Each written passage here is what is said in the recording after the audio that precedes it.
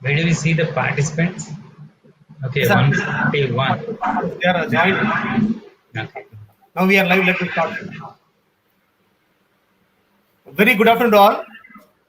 It is again our immense pleasure to welcome you all for the 1 week FTP on purely the fundamentals of mechanical engineering, which is one of the unique initiative of Chennai Institute of Technology under the guidance of our honorable chairman, Sri P. Sriram, who is one of the well-known, successful first generation entrepreneur, industrialist, and managing director of MK Group of companies.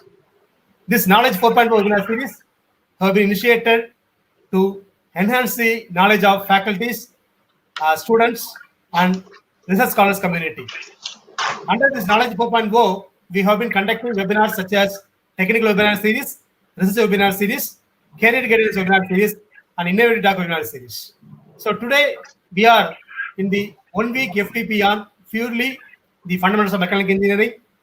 Now, we are in the second session, which is going to be handled by Dr. G.L. Samuel, professor from IIT Madras.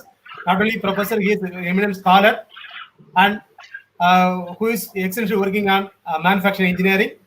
And while talking, I came to know that he is the student of Dr. M. S. Shanmugam, who is one of the well-known scholar and one of the editor of International Journal of Advanced Manufacturing Technology. And I'm very happy to welcome you, sir, for this wonderful session. And the Chennai Institute of Technology was established in the year 2010 by our Honorable Chairman Sri P. Sriram. Now it is being within top 10 among all other private engineering colleges in Tamil Nadu. So this webinar series has been arranged in such a way that all eminent professors from different institutions are called to share their expert lecture in order to enhance the faculty, students, and research community's knowledge. So let me welcome Ms. Varsha Sri to introduce our today expert. Good afternoon, everyone. This is Varsha, pursuing second year mechanical engineering at Chennai Institute of Technology. Don't limit your challenges, challenge your limits. One such challenging person is Dr. G.L. Samuel, Professor, Department of Mechanical Engineering, Indian Institute of Technology, Madras. Did his bachelor's degree in Government BDT College of Engineering, Karnataka, and his master's degree in University BDT College, Karnataka. He completed his PhD at Indian Institute of Technology, Madras, and he is also a postdoctoral fellow at Gyeongbuk National University, South Korea. His areas of research interest involve micromachining, metrology, and computer-aided inspection. He has received the Institute Research Award for PhD student Nikitesh S. for excellence in research at 60th Institute Day 2019. Also awarded with the Key Technology Partner Visiting Fellow Mechanical and Mechatronics Engineering by the University of Technology, Sydney during 2018. He is a life member at Indian Society for Technical Education, member at Institution of Engineers, member at Australian Institute of High Energetic Materials, and also an executive member at Fluid Power Society of India. He has published more than 200 research articles in international journals and conferences. We are glad to have you, sir. Welcome, sir. Thank you for coming with us, sir. Yeah, I'll share my screen.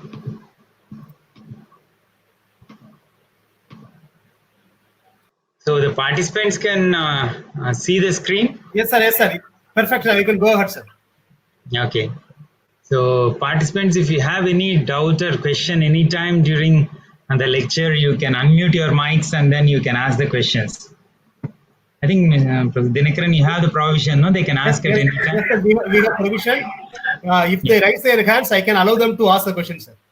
Okay. So allow all of them. So it is not, don't disturb me. Sure, sir. Sure. So you can allow them to ask the question. So fine, sir. Okay. So good afternoon to everybody. And as I have been introduced, so I am Professor Samuel from IIT Madras, Chennai. So in today's class, we'll be talking about the basics in metal cutting and metrology. So how I plan to do that is I'll divide the time what is available for us. So now it is 2:05. So take like 45 minutes for each of them, and then we'll have a time also for interaction. So based on that, we'll divide our time. So it'll be basically the fundamentals of metal cutting and metrology. So if you look at the introduction to the term called as manufacturing, so it is a very important activity not only for mechanical engineers, but also for the whole country and even to the world.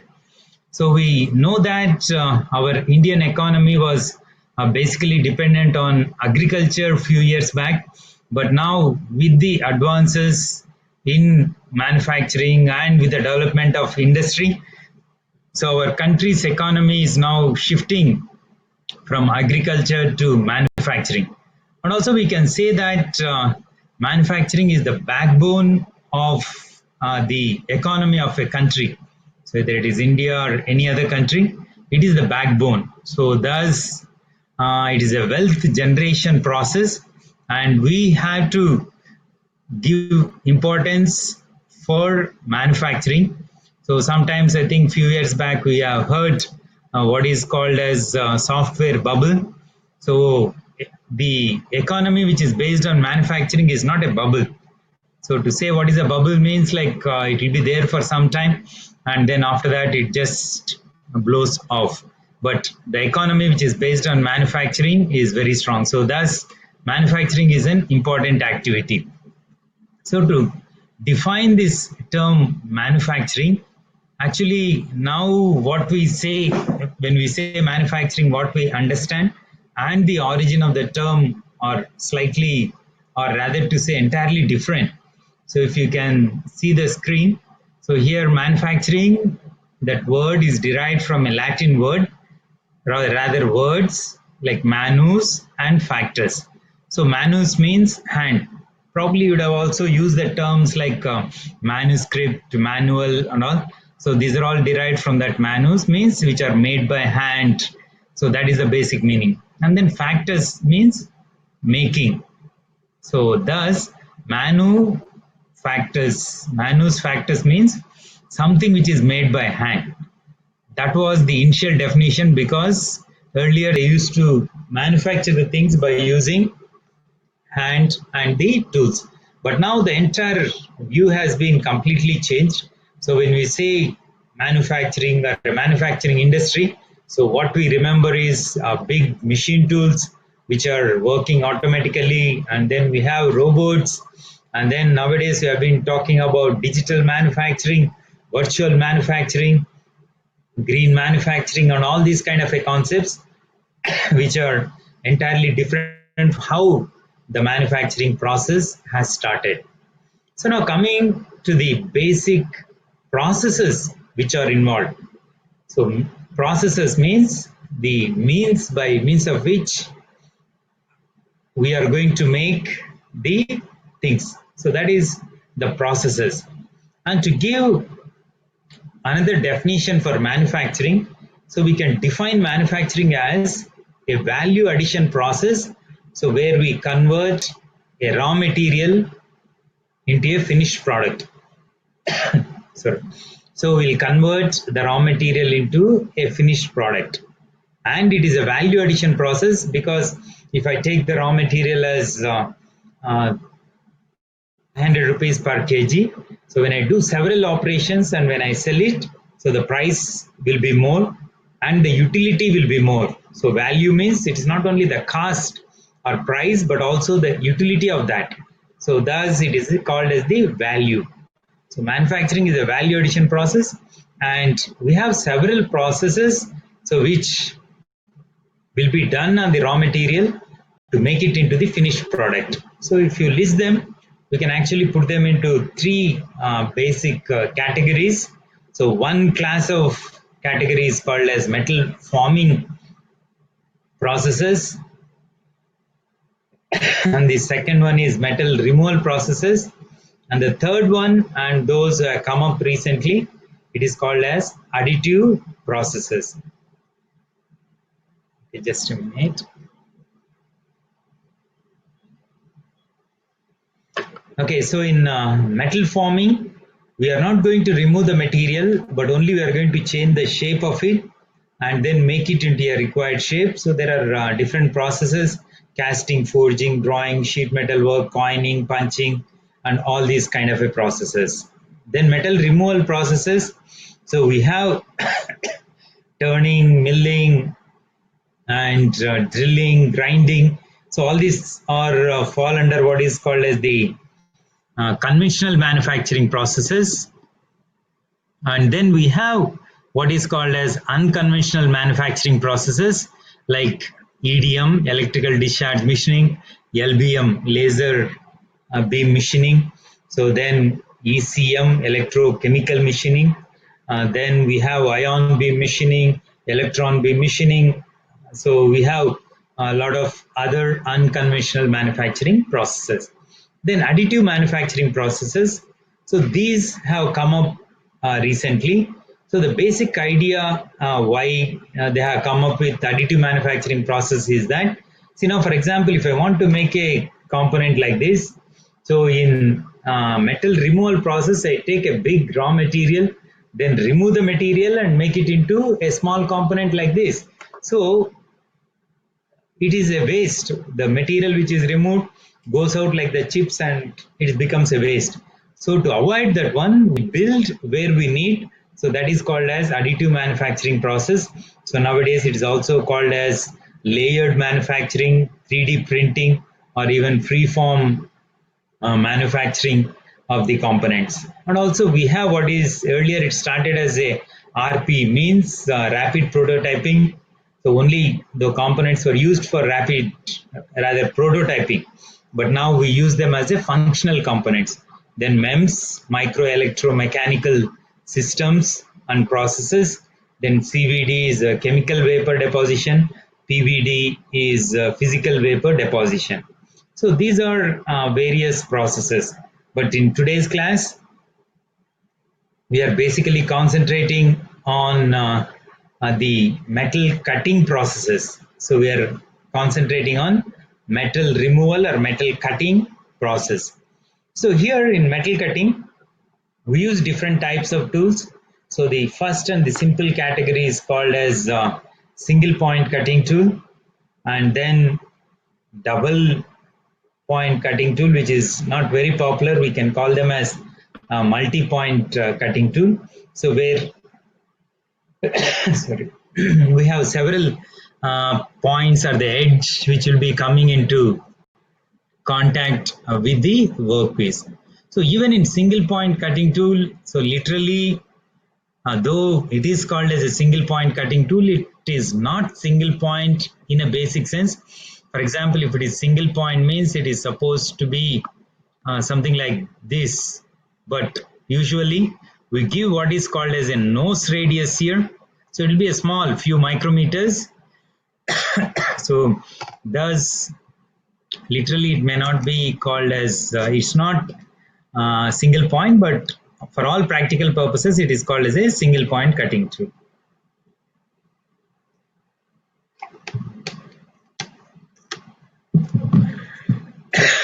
Sorry, why?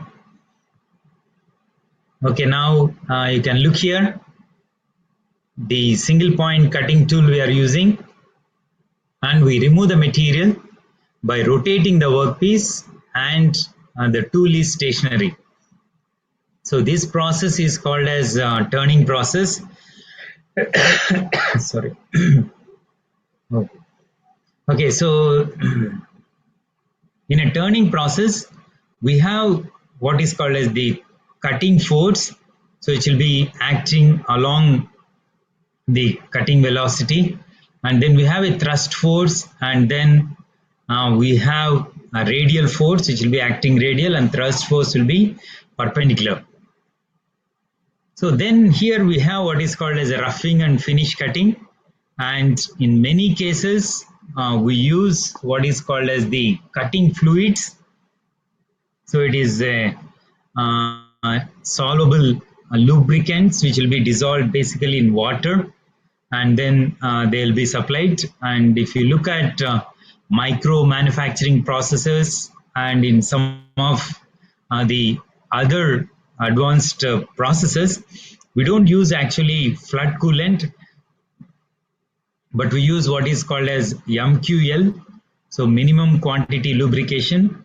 And in other cases, it is also called as SQL, where it will be a small quantity of lubrication. So where the lubricant will be mixed with the pressurized air and then injected exactly at the point, so where the workpiece and the cutting tool will be interacting. So, and in few other cases, even just air will be used as a lubricant. And in some other cases, even a solid like a graphite can also be used as the cutting fluid. Anyway, coming back to the basics of metal cutting and turning process.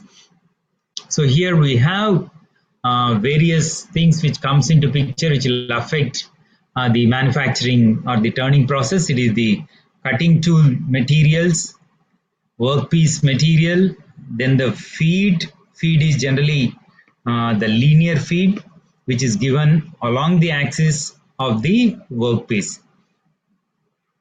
and the cutting speed.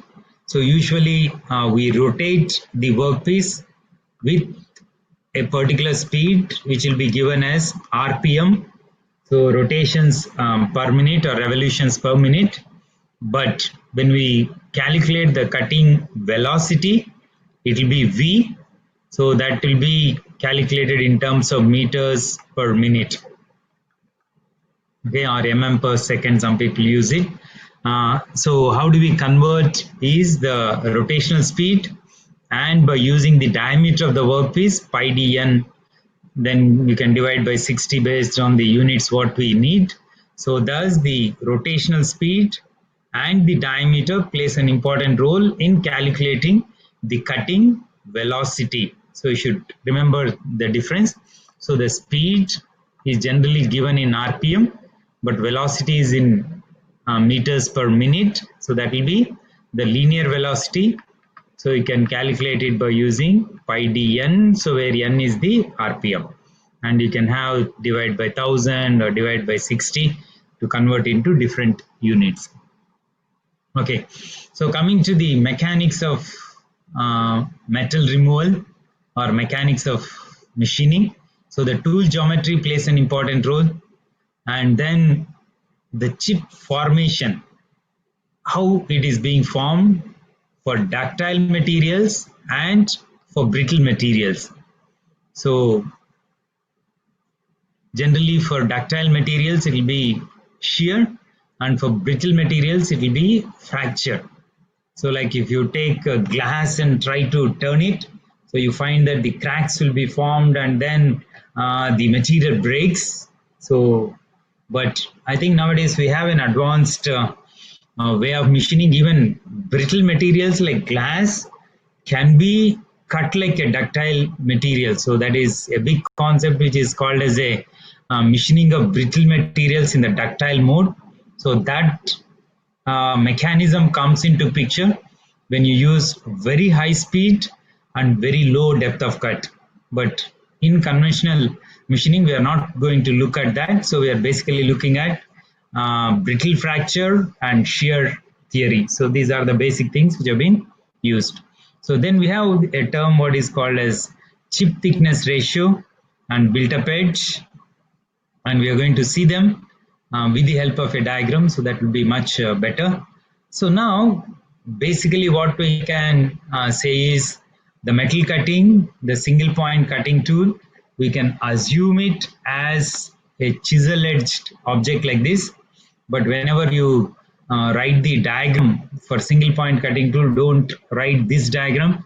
So this we don't recommend, because many times when people come for an interview here, maybe for higher studies or PhD or anything, so when you ask them, so they don't write the cutting tool properly. This is only to explain the concept. But basically if you're writing a metal cutting process, so better you write something like this with showing a cutting tool in this way. So you're going to see some of the pictures a bit later. Okay. So here the terms which are important are reference plane. so which is a vertical plane, so reference plane, which is a vertical plane. And then we have a term which is very important, which is called as rake angle. And here you can see the rake surface. So this is the rake surface and this is the rake angle. So that is the cutting edge of the tool which makes with the reference plane or the vertical plane in this case. So that angle is called as rake angle, has a very important in metal cutting. So then we have another term which is called as velocity. So this actually we calculate linearly. So as already we have said, it depends on the RPM. Then we have what is called as a flank surface. So here we can see this part is called as the flank surface, and then this angle between the cutting edge, the edge of the cutting tool to the surface, it is called as the flank surface. So this is called as rake face and this is called as the flank face. Okay, so this is a diagram actually to explain what is zero rake, what is positive rake and what is negative rake. So there are different diagrams. So this is one way of representation. So other way of representation would be, so you can have a cutting tool like this. So if you have a cutting tool like this, so then the angle between the chip which is being formed here and this is the rake angle. And if it is zero means it will be like vertical like this. So here zero rake and this is the positive rake, and the other way if it goes like this is called as the negative rake. So usually we use a positive kind of a rake which helps in reduction of cutting forces, and then the power requirement will be smaller in that case. So zero is to simply design and manufacture the tools, but usually we don't use it much in practice. And negative rake angle, we'll use it when the materials are very hard to cut. So thus, when you give the tool with a negative rake angle, so the strength of the cutting edge will be high and the tool life also will be high. So tool life is nothing but how long we can use the tool without regrinding, or in case of indexable tools, it is the time period for which you can use a particular cutting edge. And here negative rake angle, the strength will be more, but only the problem will be the cutting forces will be very high, and then our machine tool should have the strength to withstand all those cutting forces. So what are the main factors that will be affecting the rake angle is type of material which we are cutting. So based on that we need to set, and the depth of cut what we are giving, and the tool material what we use. So generally we have the guidelines. If you are on the shop floor, so then when you want to decide what should be the rake angle, so you can decide based on this. So aluminum, you can have 12 to 25 degrees, that is positive rake. Then brass, slightly less. Bronze, cast iron, you can actually go to zero because cast iron is a brittle material. So we have we need to have a either zero or a negative rake angle. Then another important thing is, as I said, though we tell that it is a single point cutting tool, we have what is called as the nose radius, and that is also plays an important role. If it is a sharp edge, we actually get the very deep cuts and the lay. So this is called as the lay, means the tool marks on the newly generated surface. So they will be sharp and then you won't get good surface finish. So we need to have a nose radius, enough nose radius to improve the surface finish.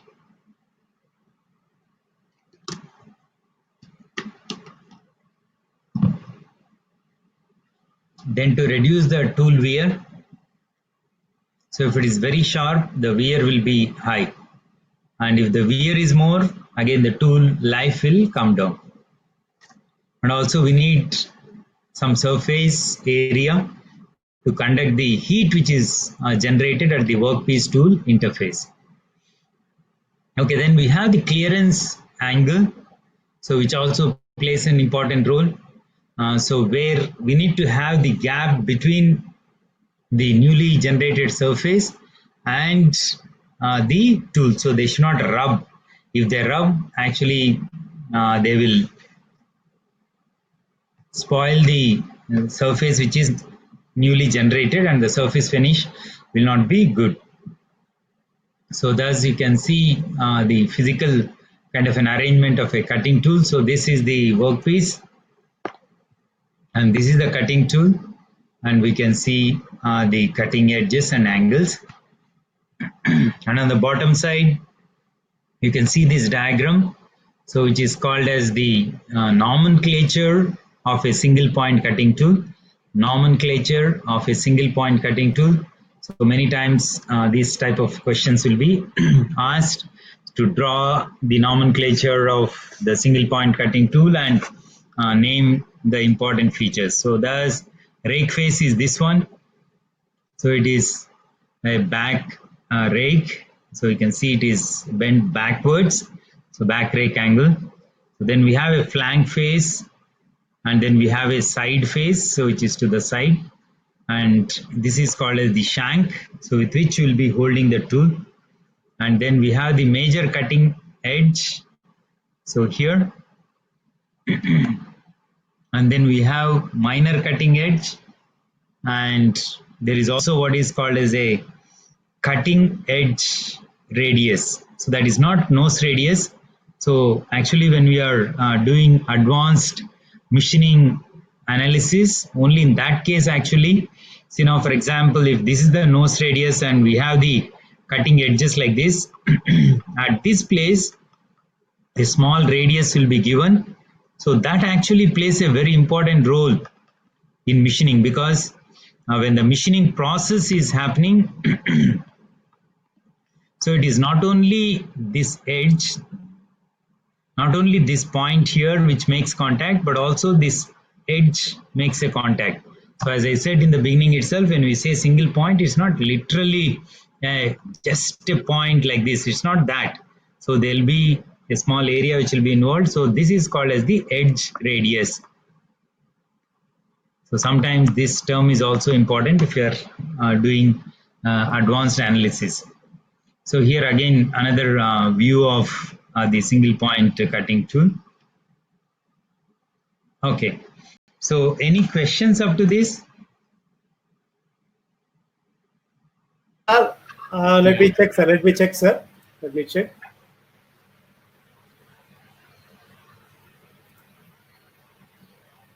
Sir, one question has been asked by Samaya. Yeah. Sir, where the cutting tool diagrams are available? Sir, can you give me the reference of the book? Okay. So metal cutting, there are several textbooks, right from Indian author Professor Ghosh, Amitav Ghosh from IIT Kharagpur. He has written a textbook. So we have, so and then we have the textbooks by Kalpak Jian. So metal cutting textbooks by Kalpak Jian, and Groover also has written some of the textbooks. So maybe toward the end, I'll give you the exact title and edition and other things. So some of the good textbooks are available. So Indian textbooks and also foreign authors. Fine, sir. Fine, sir. Sir, please proceed, sir. No one has come in line. So please proceed, sir. We will ask them to come at last. Okay. So the chip formation actually plays a very important role. So here we can see the chip which is being formed. So when the tool interacts with the workpiece, so a part which will be removed, that is called as the chip. So now we have two terms. This is actually called as the chip thickness before cut, or it's also called as uncut chip thickness. Uncut chip thickness. So that is also will be equal to the depth of cut. It will be called as the depth of cut, or it is the correct term is uncut chip thickness. Then once you have formed the chip, so you can see this thickness, so that is called as chip thickness. That is just called as chip thickness. So which do you think it will be wider? So generally when we have the shear angle, so we find that the chip thickness, that is after the cut, will be wider than the uncut chip thickness. So we have a ratio, so which will be looking at it a bit later. And so this is that ratio R, which is called as chip thickness ratio, and T naught is the thickness of the chip prior to the chip formation, and TC is the thickness after separation. So thus the chip thickness after cut is always greater than before the cut, so the chip ratio will always be less than 1. So this is another important factor. So like chip thickness, if it is 1 millimeter, so then the uncut chip thickness is 1 millimeter, so then the chip thickness will be like 1.3 or 1.2 millimeters. So thus this ratio will be always less than 1. So this is another important concept which you need to remember. I just moved few slides. Okay, so thus chip thickness ratio plays an important role. So features of machining chip depends on work material, the type of machining, is it single point cutting tool, machine, or multi-point, and then the cutting tool itself, and the machine tool also plays an important role, and then the process parameters like speed, feed, depth of cut, and several other factors. Then the machining conditions, either you have coolant on or coolant off, and other factors. So now when you look at the metal cutting, there are two terms. One is called as orthogonal cutting, and then the other is called as oblique cutting. So generally, except for pipe turning and parting operations, all the other operations are oblique cutting. So oblique means what will happen is, in orthogonal cutting, the definition is that this is the direction of the cutting tool, and then this plane, which is called as a shear plane, so that is called as shear plane, so where the shearing will be taking place, and these two will be 90 degrees to each other. They'll be at 90 degrees. So thus this is called as ortho means we know, so it is 90. Orthographic projections we use in engineering drawing. Why? Because the plane of projection and the rays which are coming will be at 90 degrees, so we call it as orthographic projections. So here also the term ortho represents the angle between this plane and the shear plane will be 90 degrees. Why? In most of the cases while studying the metal cutting, we assume that the cutting is orthographic. If it is oblique, so this tool will be actually inclined, and then we have all sorts of angles which will be coming into picture, and analysis becomes fairly complicated. And thus, to make it simple and to understand it, we are assuming it as orthogonal cutting, and then we are going forward. Okay. So, but practically, if you see the usual turning, what we do is oblique cutting. Okay, so now when the cutting is taking place, actually the shearing will be taking place, and that shearing actually takes place in three zones, but the primary one is this one, so where the shearing will be taking place. So that is called as the shear zone or the primary deformation zone. So that is primary deformation zone. But other places where there will be a kind of rubbing which will be taking place, so that is here between the tool and the chip which is formed, and here the tool and the newly formed surface, so which will be rubbing. But most of the concentration what we are going to give during the analysis is the primary zone, or what we call it as the shear zone. So this is the important one. Okay, so now mechanism of chip formation. So how it happens, I think one of the scientists, so he has put it in a very simple way, telling that think that you have put the cards in this fashion, and then you take a tool like this and then just push them. So what is going to happen? The same thing actually happens in the metal. And finally, so this is what will be called as the shear zone. And then the deck of cards will be replaced when you have a wedge kind of thing and then try to push it. So that's what the basic formation of the chip. And then there is one more term which we need to understand, which is called as the built-up edge. So whenever this rubbing is taking place between the tool and the chip, so because of the heat, so what we told actually, when the shear is happening, so when there is a displacement of the shear planes, so there will be a lot of heat will be generated.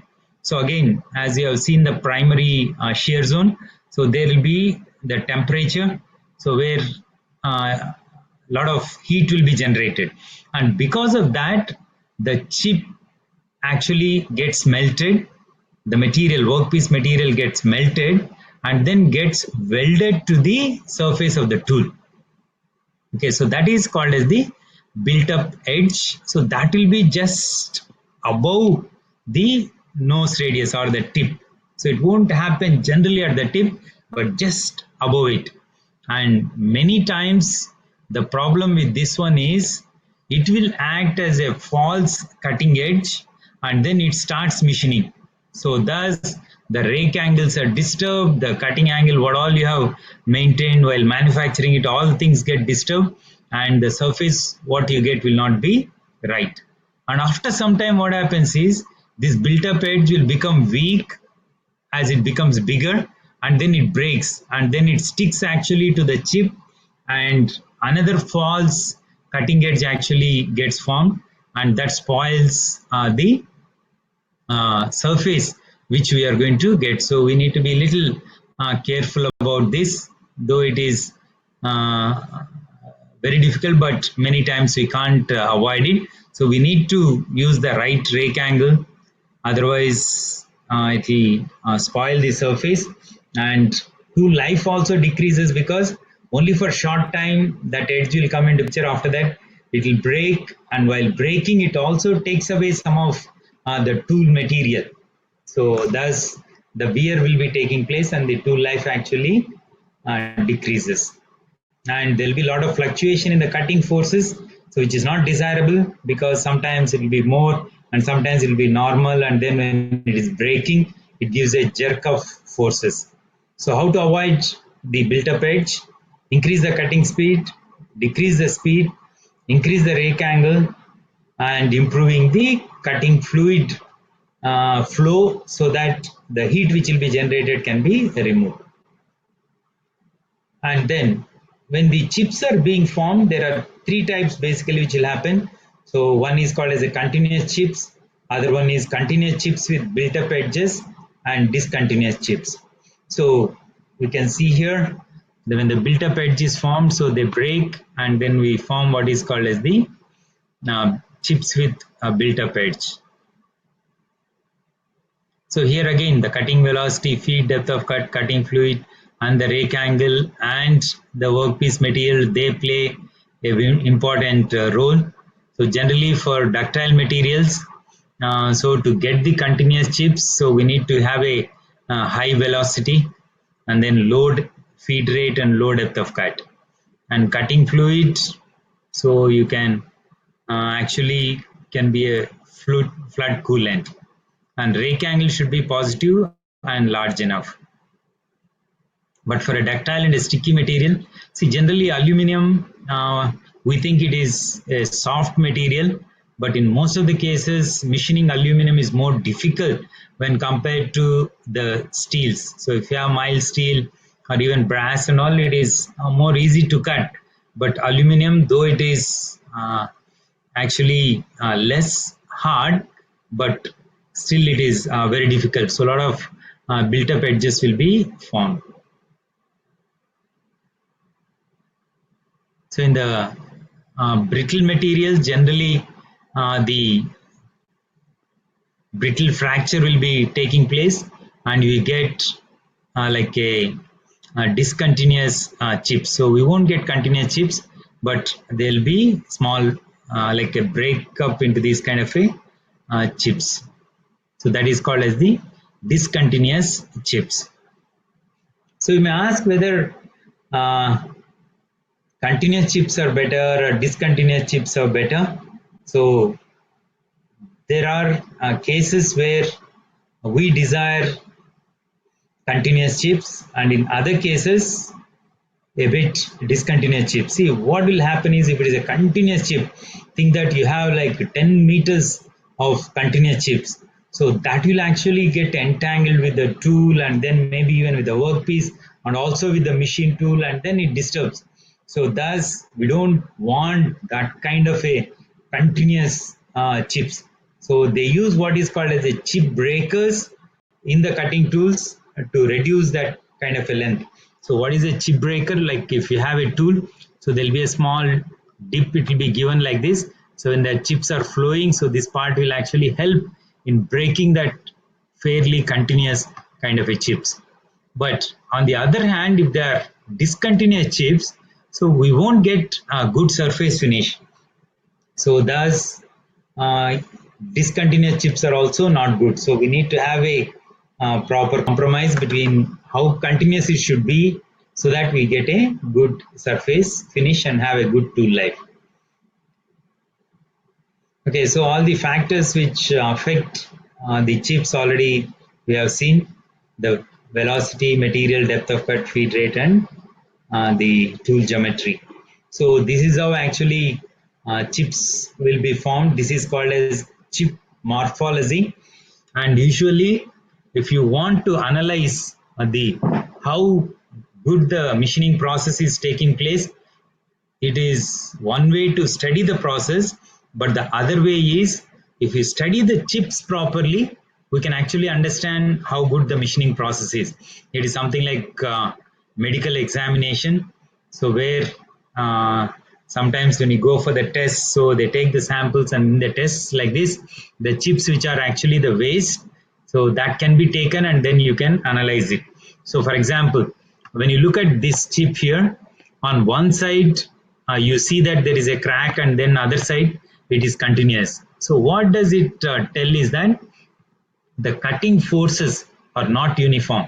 So they are high on this side and they are in the correct proportion on this side.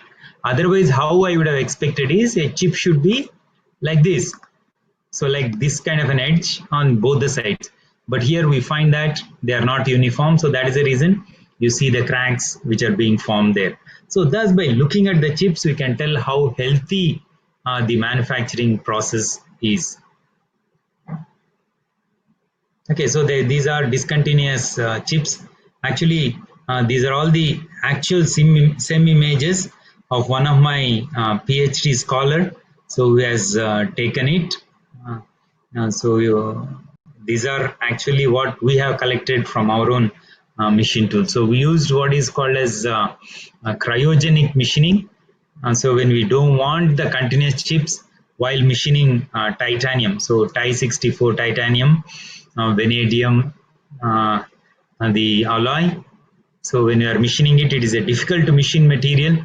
So we use different cutting velocities, and then we have used cryogenic machining, means the workpiece will be cooled to a very low temperature, and then we start machining it. So thus we get the discontinuous chips what is required. Okay, then when we look at the tool materials, so what should be the properties of the materials? So they should have high hardness, high hot hardness. Then they should be resistant to abrasion, so wear due to severe sliding friction. Then they should be high, they should have high toughness or impact strength because of vibration and all. The tool has to take care of the impact which is happening on that.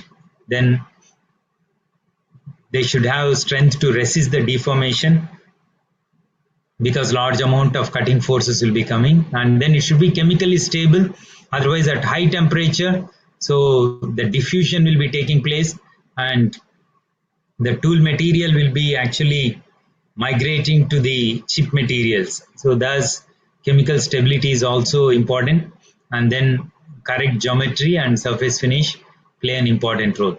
So one more term, what is called as a hot hardness, is important in some of the metal cutting processes.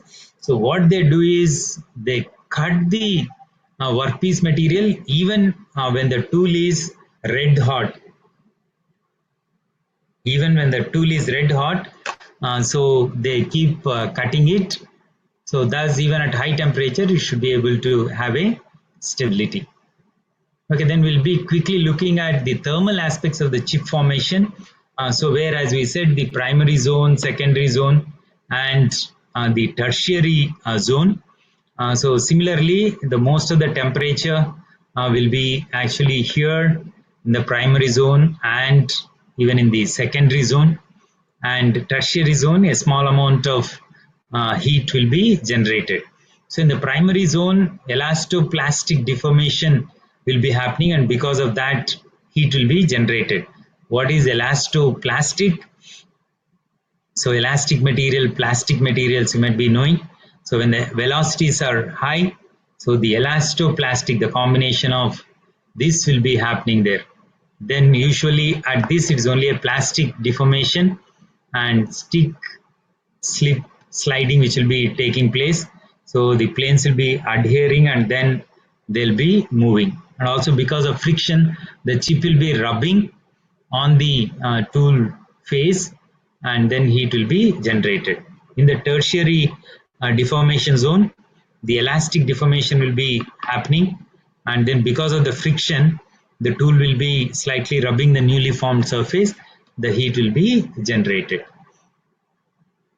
Okay, another important aspect in metal cutting is the metal removal rate, because when you want to remove a material, how quickly we can finish the job and what should be the power consumption. So these play a very important role, and the calculating the material removal rate is fairly simple in single point cutting tool, orthogonal cutting. But if it is milling, where we have a multiple cutting edges and then there are curvatures which are also involved.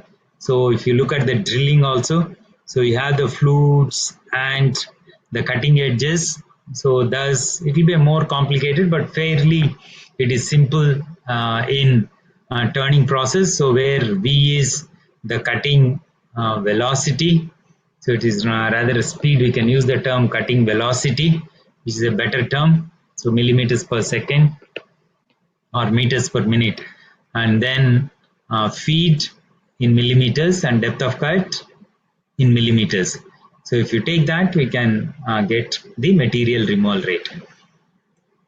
So now when we look at the oblique cutting, so what I was telling, so here this picture actually indicates what is called as the oblique cutting. So here you can see this 90 degrees here between that plane and this plane, that is the direction of the velocity. It is 90 degrees, but here in ortho oblique it will be inclined.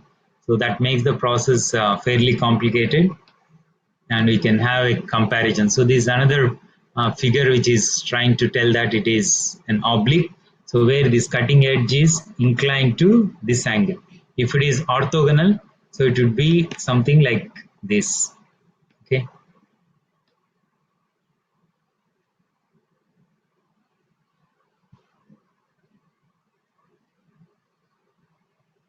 Okay, some more equations which play a very important role. So where the shear angle, so this is actually phi, which is called as the shear angle, which plays a very important role. So that also determines our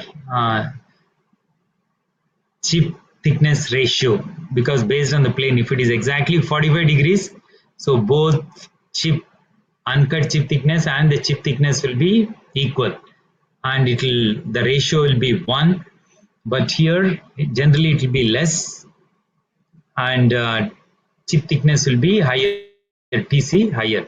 So R is T0 by TC. Also we can find it out based on the phi and alpha, which is called as the rake angle. So this already we have told. So based on the rake angle and phi, we can find out the chip thickness ratio. So in many cases, you may not be able to measure the chip width. So in that case, theoretically, you can find out. So how to get the angle phi? It is tan inverse of this. So rake angle we know because we'll be setting the rake angle. So thus we know what is the rake angle. So once you know the rake angle, we can get the shear angle. So once you know the shear plane angle, so we can get the chip thickness ratio. So R is nothing but the chip thickness ratio. Okay, so this is another model, the deck of the cards principle what we can use, and then we can get the shear strain. So we can calculate what is the shear strain. And another important thing is the velocities in the cutting zone, which are important. So this is called as the shear velocity, and generally it will be given as V suffix S. There are three terms, so you should not get confused. So this is Vs, which is the shear velocity, chip relative to workpiece. And then we have the cutting velocity. So usually from the RPM, the rotational speed, what you calculate, so that is the cutting velocity. This is represented by V. And then chip velocity, so this is represented by V suffix C, chip relative to the tool. So what will be the velocity here? So thus these three velocities comes into picture, and how to calculate them. So we can do it by using this formula. So why that is important? Because we need to find out what is called as the specific energy, and the definition of specific energy is very important. So specific energy is nothing but the energy which is required to remove a unit volume of material. Material removal rate means how much material you can remove per given time. So like a volume of material divided by time gives the material removal rate. The specific energy gives the amount of energy which is required to remove 1 unit volume of that. So that can be actually calculated by this. So for this one, we need to first calculate the power which we are inputting. So that is nothing but cutting force into the velocity. Generally, cutting force is measured by using the dynamometers. So we can use them, piezo actuator based, piezo sensor based dynamometers are there. We can use them. Then total energy required we can calculate. Then the energy which is required per unit volume we can calculate, and then we can get the specific energy. Okay, the effect of shear plane also, as we already seen, it is important. So higher the shear plane angle, the result will be a smaller shear plane area, but the otherwise it will have an adverse effects. So then shear stress, again the shear force divided by area of the shear plane gives the shear stress which is going to be generated into that. So now when we have these forces in two-dimensional cutting or orthogonal cutting, see the orthogonal cutting also is called as two-dimensional because the forces in the third dimension we are just neglecting because they are small, and also because we are assuming that the planes, the orthogonal principle here. So how do you make these cutting forces? How do you calculate that? So there is a diagram I'm skipping one slide and coming here, which is called as merchant circle diagram. So which is very important, which is by using that we can actually draw a merchant circle diagram like this, and then we can find out the cutting forces. So how to draw this merchant circle diagram? So we have what is called as the basic cutting force. So where it is called as the F, and then we have the N, which is the normal force. So this is the normal force. So then Ft, which is called as the tangential force. So Ft is the tangential force. Then Fs is the shear force, and Fn is the again the normal force. So how to write a diagram? I'll just show a quick video that will save some time, and also you will be able to understand. So I have taken it from the YouTube. Can you hear the sound, or you need little more volume? Yes, sir. Yes, sir. We are able to hear, sir. Do you need any speakers assistance, or this sound is okay? Enough, sir. Enough, sir. Enough, sir.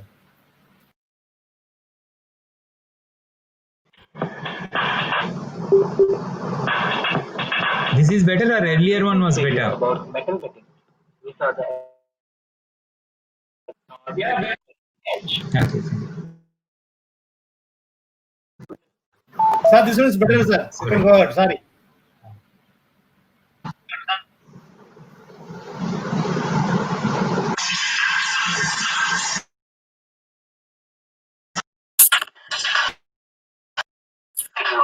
Metal cutting. We saw the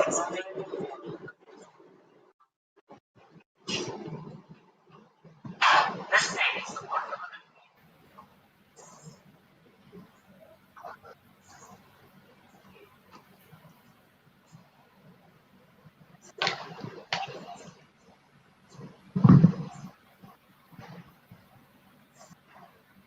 Sir, are you able to hear me, sir?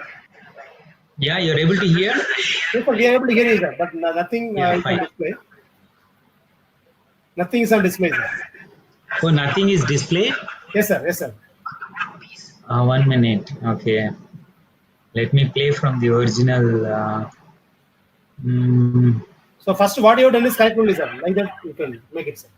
Oh, now you're not able to hear? Yes, we are able to hear you, sir, but we are unable to See the nothing is picture. displayed, sir. Nothing is displayed. Oh, is it? Okay. Now can you see? Yes, sir, we are unable to see anything, sir, but sound is coming. in our previous video about metal cutting. We saw the exaggerated view of You the can hear? Yes, sir. We can share the screen, sir, but nothing comes. This plane is the orthogonal plane from ORS system. If you can recall the ORS system, this plane right here is the reference plane. Yes, sir. Now your image is visible, and you can share the screen, sir. Now. Plane is called You can rectangle. hear the sound also? This is the plane Yeah, we are where able to hear the sound. moves up Okay, layer fine. by layer. So this is the shear plane, and this angle is called the shear plane angle Sir, beta. sorry for disturbance. As the tool Yeah. cuts through the Sir, unwanted display, metal, nothing comes, sir. it experiences three kinds of Okay, forces. so what do we... The major force is the cutting force. Sir, please share your screen. Yeah, force and already shared the screen, no? Same thing, only 1 minute. Let me... Yes, sir. Oh, okay.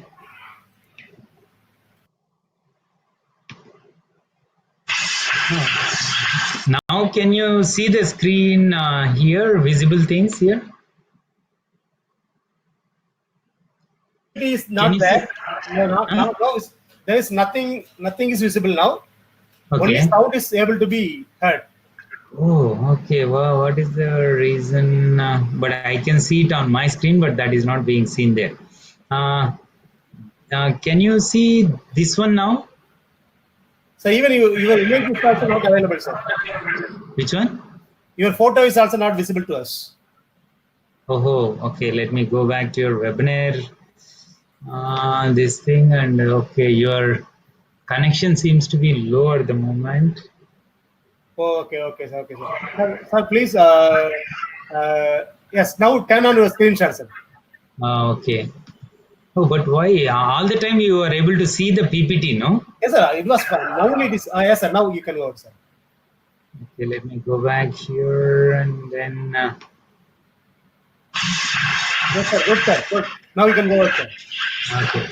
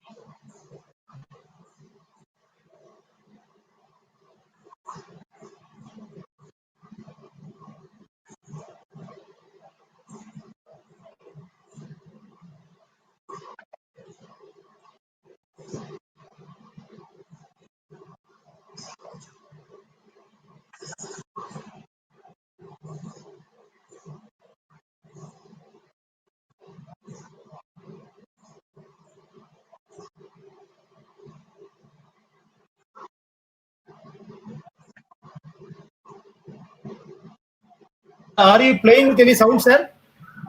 Yeah, are you able to hear? Yes, the sound is not. Video is perfect, but sound is not there.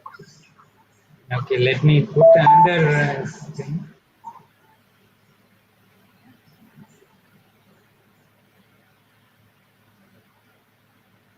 Normal force on the chip.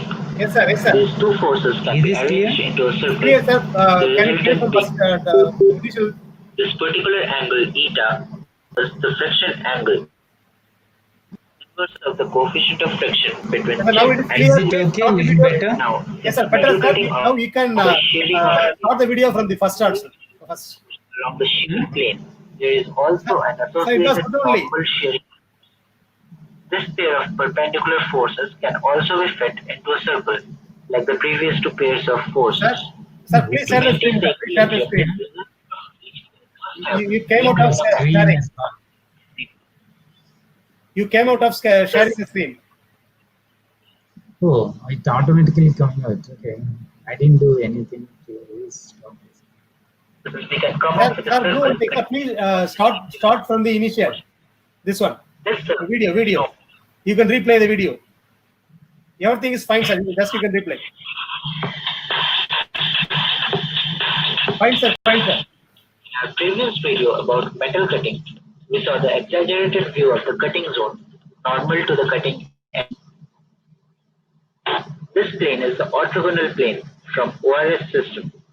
If you can recall the ORS system, this plane right here is the reference plane, and this angle that the rake face makes with the reference plane is called rake angle. This is the plane where metal shears and moves up layer by layer. So this is the shear plane, and this angle is called the shear plane angle, beta.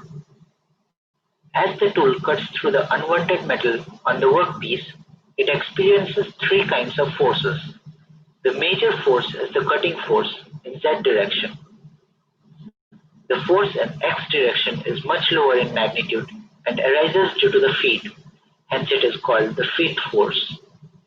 The force in Y direction, generally lowest in magnitude, has a major effect on the accuracy of the job. This system of three perpendicular forces can be simplified for analysis by resolving Px and Py into a single force, Pxy. In case of orthogonal cutting, Pxy would lie on the orthogonal plane, perpendicular to Pz.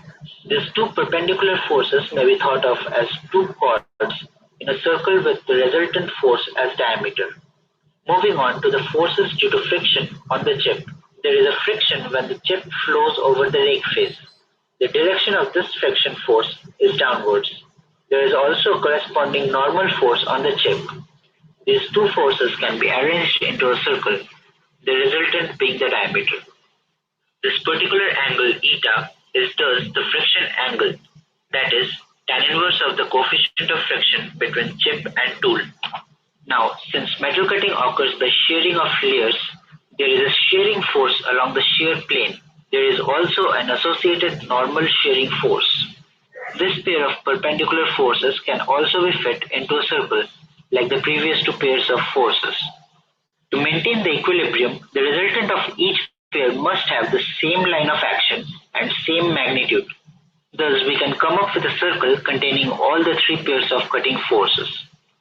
This circle is known as the Merchant's circle or Merchant's diagram. We know three angles in this diagram: the rake angle, the shear plane angle, and the friction angle. Using geometry and trigonometry, a number of conversion formulas can be derived from this diagram. For example, the shearing forces as well as the friction forces can be expressed in terms of the cutting forces. Similarly, a relation can be derived between the three angles, from which many other relations follow. Thus, the Merchant's circle plays a very important part in calculating and relating the various forces in the cutting zone. For more videos like this one, please subscribe to the channel. Please look at. Yeah. Fine, sir. Okay. So any doubts? We have some questions, sir. Shall Yeah. we take now? Yeah. And, so,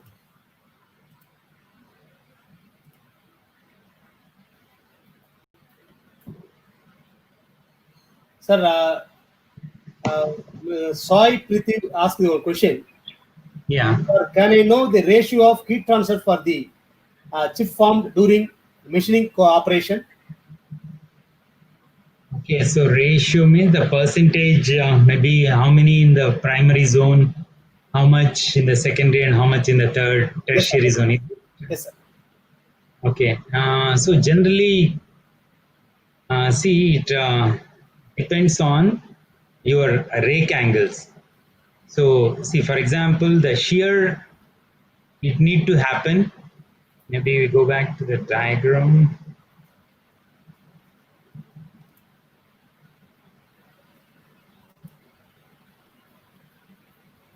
Okay. So the shear need to happen here.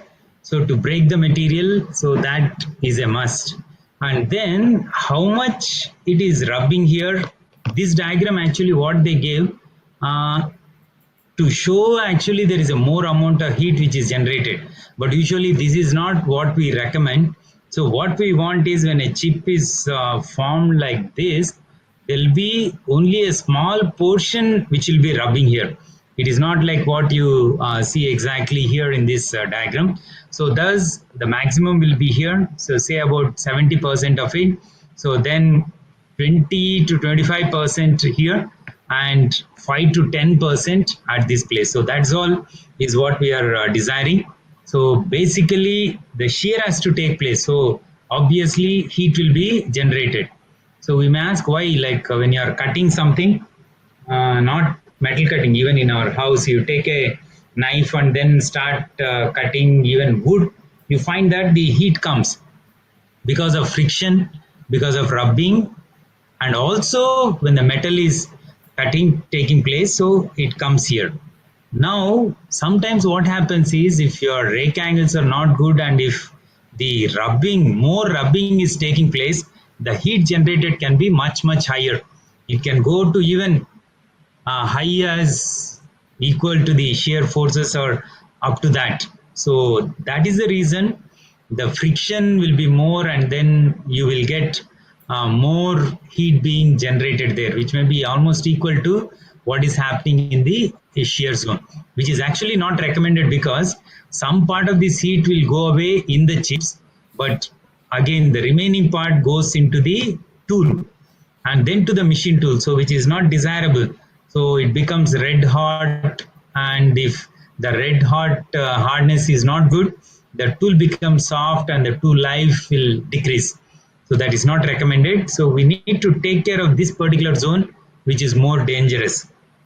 The shear zone we can't avoid because the shearing should take place. So the planes actually will get displaced, and because of that heat obviously comes. But if the rubbing is more, the heat can be very high, even sometimes higher than what is happening in the shear zone. So we need to take care of it. Yeah. Fine, sir. Question. Next question. Sir, Mr. Sandeep Kumar had asked this question. Yeah. Sir, how, so we are doing cryogenic cooling. So how it affects the property or characteristics of the material? And what are the factors? How the cryogenic cooling affect the property or characteristics of the material? What are the factors playing that? Okay. So fine. That is actually a research question. So what we need to do is the temperature, you know, what is the cryogenic temperature? So it will be around minus 183 degree centigrade.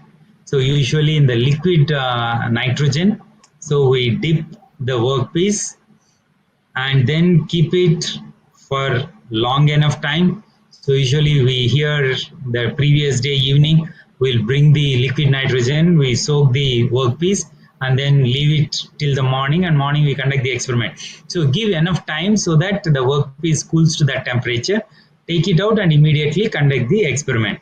So what are the factors that affects is, what is the response of the material to the cooling? So what kind of metallographic changes that will be happening? So that is important. And the basic thing what happens is, a ductile material actually will act more like a brittle material. So when you are going to cool it to the lower temperature. So thus, usually this has been done for a titanium alloy. So where it is now trying to act like a brittle material, and that is the reason we find that the chips are like discontinuous. So thus the temperature is important. The metallurgical properties of the workpiece is also important. So all the materials, like you take aluminum, you take steel and then dip them and then machine, they won't show the same kind of a reaction. So that, because that depends on the metallographic properties.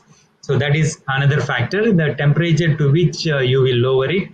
And then the tool material also plays an important role. So whether you are going to cool the tool also will be playing a role. And even coolant, what we do is generally to keep the workpiece and also the tool at the lower temperatures. So we actually try to impinge even the liquid nitrogen as a cutting tool at the cutting zone. So all these factors actually play an important role. Thank you, sir. Thank you, sir. So next question, Ms. Vijayalakshmi had asked this question. Yeah. Sir, what are the instruments used to study the marbleology of chip formation? Okay. See, instruments means morphology of chips. The images what we have seen is the SEM images, scanning electron microscope images based on the size. So this one actually what we have done is we use the process which is called as micro turning. So where the depth of cut is in the order of few micrometers. Okay. So 50 micrometers, 100 micrometers, that's all. And the speeds which are involved are very high. So nowadays actually we go up to RPMs of lakhs. So we have one machine tool which rotates the spindle at 1.6 lakhs RPM. 1,60,000 RPM. So in this particular setup, we have used 30,000. So 30,000 is the speed and the depth of cut is few hundred micrometers. And when we have cut that one, so we got small chips which are micro in size. So we used the SEM images, scanning electron microscope images. Otherwise, usually the tool maker's microscope, which can magnify up to an order of 20, 30 or 50. So that would be good enough actually to study. But since this is microchips, so we used actually the SEM images. Okay. Thank you, sir. Thank you. Sir, you can continue. We will, if you want to continue, you can continue, sir. Yeah. So now actually I have just another 15 minutes. Yes, sir. Please. So measurement aspects we didn't touch. I think we'll not be able to do that. If we have few minutes of time, I'll just define what is metrology and then go ahead. Okay. You can So, go ahead, sir. Please, sir. yeah. So another important aspect in metal cutting is the tool life, because earlier it used to be like when you have a tool material, it used to be reground after it wears out. So we have generally earlier we had HSS tools. So where the tool will be like this, we have the shank part of it even longer. I don't want to write it there. So like this, we'll have the tool. Then once it gets worn out or worn out, they'll take this whole tool to the tool grinding machine. That will be called as a tool room. And then they grind. It is called as a tool cutter grinder, where it is a grinding machine where you can maintain all these angles. And then we regrind it, bring it back to the lathe, and then fix it and start machining again. So how frequently we do this, that plays an important role on the production. So now, how do we calculate that? So the time between the two regrinds is called as the tool life in terms of seconds or minutes. And nowadays, when we have tool inserts, I don't know if you have seen tool inserts. So they'll be having shape like this, and you can actually clamp them on a tool holder. And then first we machine with this edge. Once it is worn out, you index it to the next one. We'll use it, and finally you can use all the 8 of them. So the time, how long we can use a particular edge is called as the tool life. Now, how do we calculate that? Actually, here, if you look at the story, how they were able to find out the tool life, and this equation was given in 1910 or around 1900. Okay, so around 1900. Now we are in 2020. That means 120 years have passed by, but still the equation which has been given so old is still holding good. Now with the help of advanced finite element method or whatever advanced technologies we use and calculate the cutting forces and the tool life, again they come almost equal to the formula what has been given here 120 years back. So how this formula was found out is, it is by Taylor, who was actually a supervisor in an metal cutting industry, and he's actually a very hard taskmaster. It seems he was trying to get more work from the operators. So then what operators did is they increase the depth of cut and then try to remove more material so that they can finish more jobs or they can complete more works. So then he noticed those people who gave more depth of cut were going more frequently to the tool room to regrind the tool and then come back.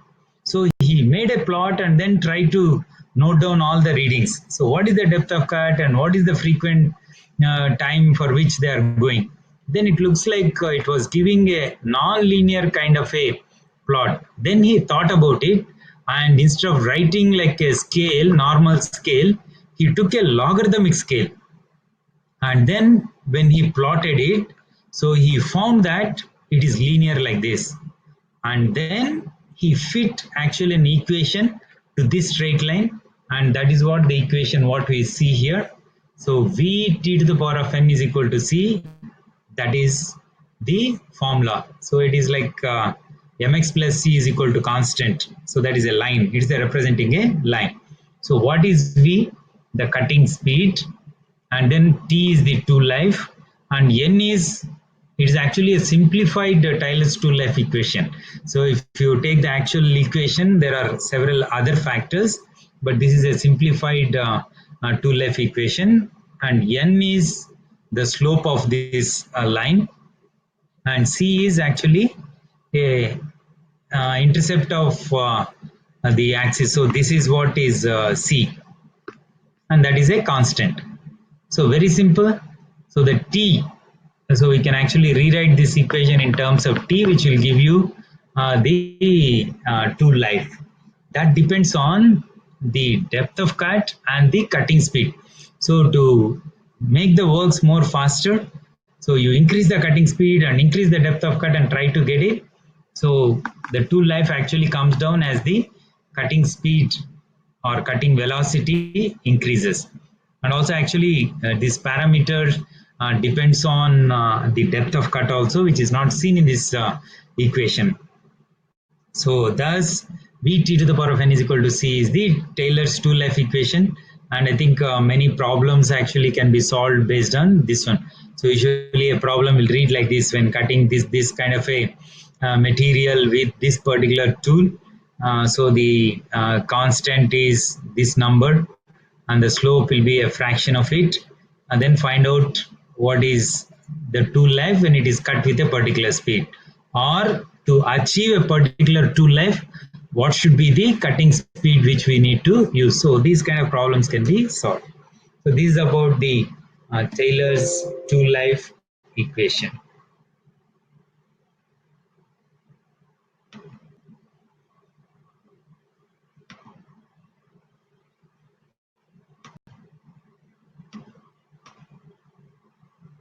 Any questions, or just a few minutes? Yes, sir. You Okay. can. You can go see ahead, the, sir. Yes, sir. yeah, you can see the screen. Yes, sir. Yes, sir. Able to see, sir. Okay, so Please see go ahead.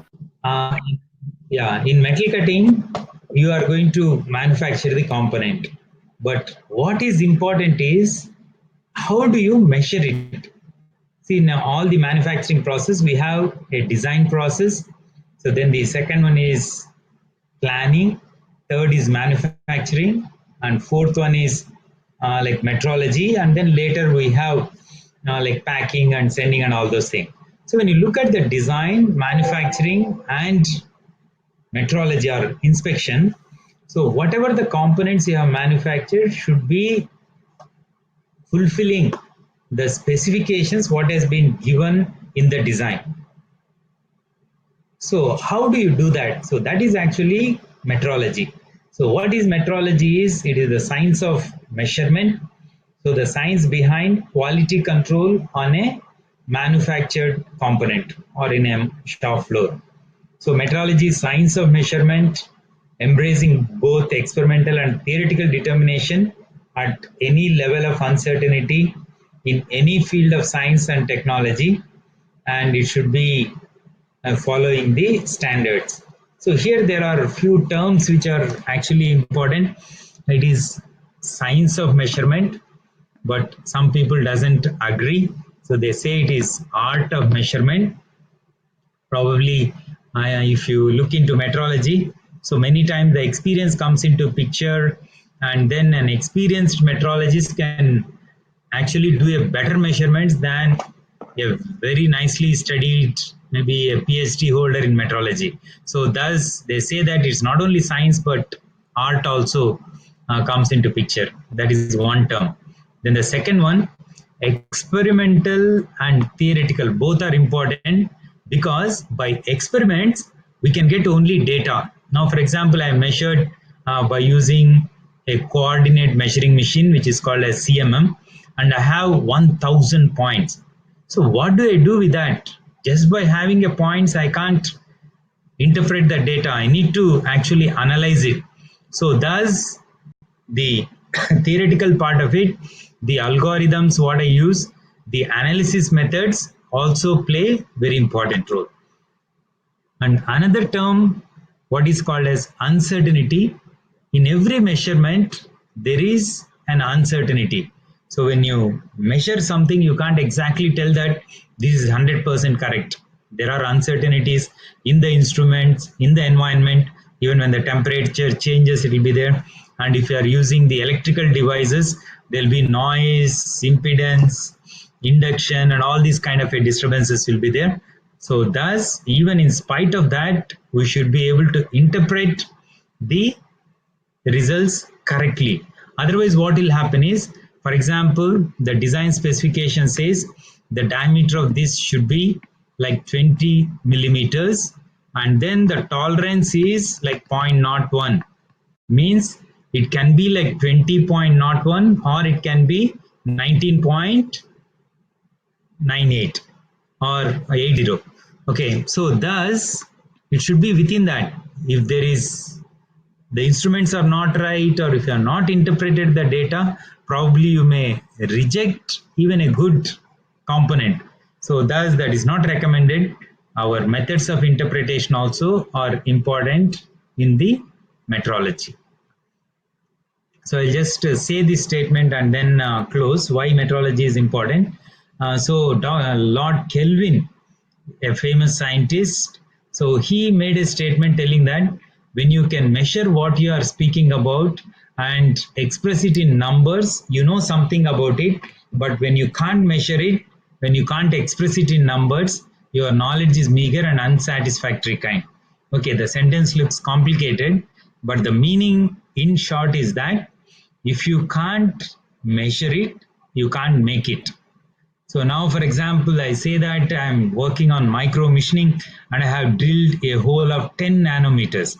And if I don't have a device to measure it, I can't even say I have made 10 nanometers. So thus, I can't even manufacture it. So thus, what Lord Kelvin says is, if you can't measure it, you can't make it. So thus, metrology is very important aspect, and we need to measure them appropriately to know that we have machined a component or manufactured it to the right size and to the right quality. Okay, I think there are so many other things which I will not tell, but just one more thing let me say and finish, as we have 2 minutes time. So the main things what we need to measure in a component are three important things. So one is surface characteristics. It is also called as surface finish, and if you involve other factors, is also called as surface integrity, which is even a higher term. And then the second one is dimensions, or the size aspect of it. And the third one is form or shape. So if you look at any manufactured component, all these things actually will be there in the manufactured component. So we need to measure them appropriately. And the basic principle is that when you are measuring one of them, so other two need to be suppressed. So if you are measuring size, the surface roughness should not affect and the form should not affect. And if you are measuring form, we need to remove the size aspect of it and surface finish influence on it, and then we need to make the measurements. So there are various aspects in measurement, like it can be length measurements, it can be angle measurements, can be dimension measurements, or it can be surface finish. So for each of them, we have several instruments by using which you can measure these dimensional, form and finish aspects of a component which you have machined. So I think with this, I'll close. If you have any question, one quick question we may take. Otherwise, since the time is 3:30, we'll close here. Yes, sir. Yes, sir. Yeah. Hey, what do we do? Yes, sir. Yes, sir. Thank you so much. Okay. Thank you so much, and for a nice presentation. I hope this presentation will enhance their knowledge of fundamentals, and as well as these fundamentals will help them to get into the research and to do some perfect teaching in manufacturing, metrology, and machine cutting. And thank you so much, sir. We will meet in some other occasion. Thank you for these things. And if you want, you can add anything, sir. Okay, sir. Fine. That's fine. Thank you. Yes, sir. Yes, sir. Thank you, sir. We will meet in some other occasion. Yeah.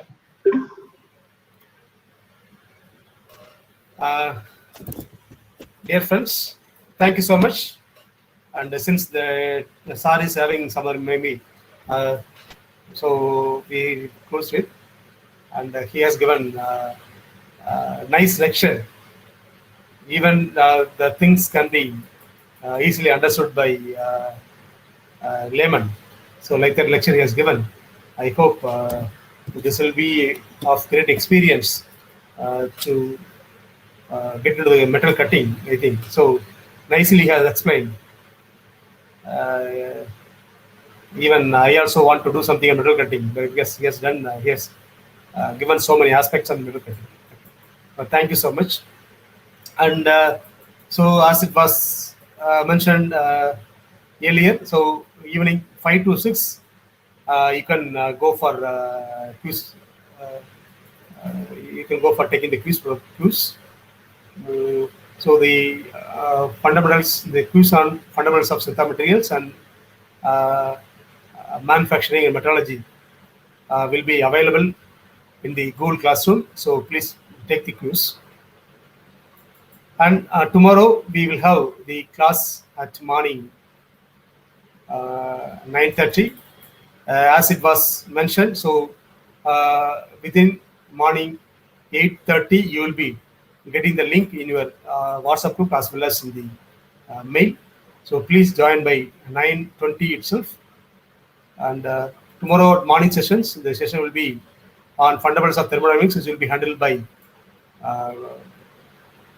Dr.